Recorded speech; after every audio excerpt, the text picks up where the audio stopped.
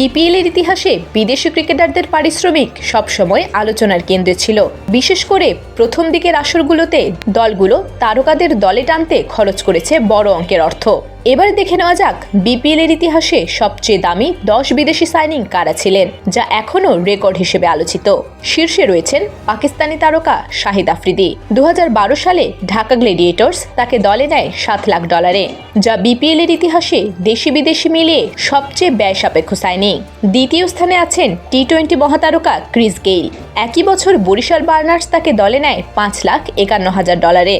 তালিকার 3 নম্বরে রয়েছেন মার্লন স্যামুয়েলস, যাকে দুরন্ত রাজশাহী কিনেছিল $3,60,000।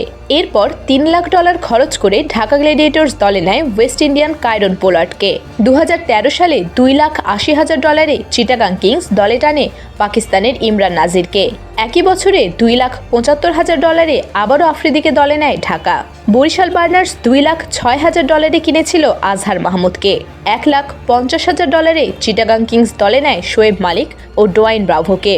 তালিকার 10ম স্থানে আছেন ব্র্যাড হজ, যাকে 2012 সালে $1,40,000 দলে নেয় বরিশাল বার্নার্স।